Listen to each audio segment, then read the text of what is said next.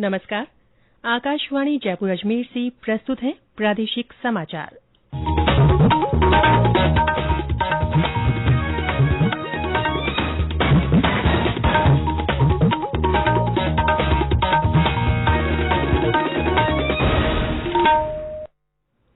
समाचारों के साथ मैं रितिका गुप्ता। प्रधानमंत्री नरेंद्र मोदी ने आज ऋषिकेश से वर्चुअल माध्यम से राजस्थान सहित 35 राज्यों और केंद्र शासित प्रदेशों में पीएसए ऑक्सीजन संयंत्र राष्ट्र को समर्पित किए। इस अवसर पर प्रधानमंत्री ने कहा कि कोरोना से लड़ाई के लिए इतने कम समय में भारत ने जो सुविधाएं तैयार की हैं, वो हमारे देश की सामर्थ्य को दिखाती हैं। उन्होंने कहा कि कोरोना काल के दौरान देश में ऑक्सीजन उत्पादन में कई गुना बढ़ोतरी हुई है।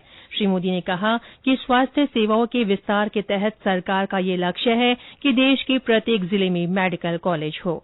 उन्होंने कहा कि हाल ही में शुरू किए गए आयुष्मान भारत डिजिटल मिशन से भी स्वास्थ्य के क्षेत्र को मजबूती मिलेगी।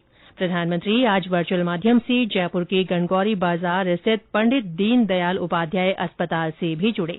गौरतलब है कि राजस्थान में पीएम केयर्स फंड से कुल 48 पीएसए ऑक्सीजन प्लांट विकसित किए गए हैं। इनमें से 36 प्लांटों का निर्माण एनएचएआई की ओर से करवाया गया है। सभी प्लांटों का रखरखाव सार्वजनिक निर्माण विभाग की ओर से किया जा रहा है। प्रदेश में 2 विधानसभा सीटों पर होने वाले उपचुनाव के लिए भारतीय जनता पार्टी और कांग्रेस ने अपने अपने उम्मीदवार घोषित कर दिए हैं।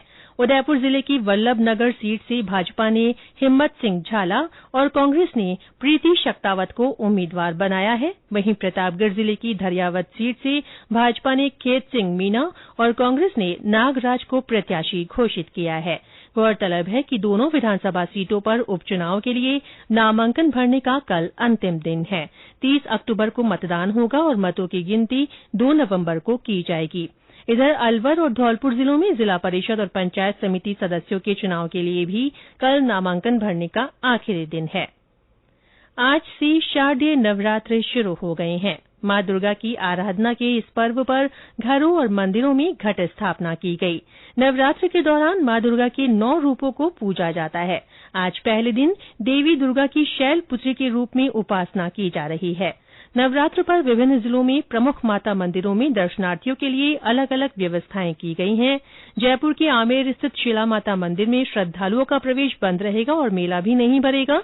वहीं बूंदी जिले के इंद्रगढ़ में बीजासन माता मंदिर श्रद्धालुओं के लिए खुला रहेगा, लेकिन इस बार भी मेला आयोजित नहीं होगा। जालौर के सुंधा माता सहित अन्य मंदिरों को आकर्षक ढंग से सजाया गया है। श्रीगंगानगर जिले में आज घट स्थापना से पहले जगह जगह कलश यात्राएं भी निकाली गईं। आकाशवाणी का समाचार सेवा प्रभाग स्पॉटलाइट कार्यक्रम में विशेष श्रृंखला सेवा और समर्पण 20 साल सुशासन के प्रसारित कर रहा है। आज इसकी अंतिम कड़ी में प्रधानमंत्री नरेंद्र मोदी के 20 वर्षों के सुशासन और राष्ट्र सेवा पर आधारित कार्यक्रम का प्रसारण होगा। राज्य सरकार कोविड-19 महामारी के कारण अनाथ हुए बच्चों को अब सरकारी विद्यालयों के साथ साथ प्रदेश के सरकारी महाविद्यालयों में भी निःशुल्क शिक्षा और कॉलेज छात्रावासों में प्रवेश देगी। मुख्यमंत्री अशोक गहलोत ने इस संबंध में निर्णय करते हुए ऐसे 306 विद्यार्थियों को सरकारी महाविद्यालयों और छात्रावासों में निःशुल्क प्रवेश की मंजूरी दे दी है। ज्यादा से ज्यादा श्रमिकों को रोजगार उपलब्ध कराने के लक्ष्य के तहत भरतपुर की पंचायत समितियों में 150 कार्यों के लिए 18 करोड़ रुपए की वित्तीय मंजूरी जारी की गई है।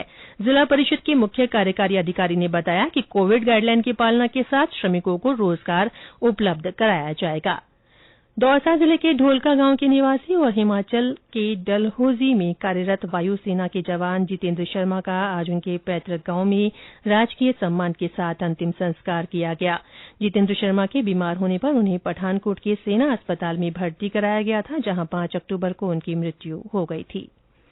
विश्व मानसिक स्वास्थ्य दिवस के उपलक्ष्य में आज स्वास्थ्य और परिवार कल्याण मंत्रालय के प्रादेशिक कार्यालय की ओर से वेबिनार का आयोजन किया जाएगा। वेबिनार का विषय है असमान विश्व में मानसिक स्वास्थ्य। और अंत में कोरोना जागरूकता संदेश। कोविड-19 से बचाव और सुरक्षित रहने के 3 उपाय। मास्क लगाएं, 2 गज दूरी है जरूरी, सुरक्षित दूरी रखें, हाथ और मुंह साफ रखें। इसी के साथ प्रादेशिक समाचार बुलेटिन समाप्त हुआ। हमारा अगला बुलेटिन राजस्थानी में दोपहर 3 बजे प्रसारित होगा। नमस्कार।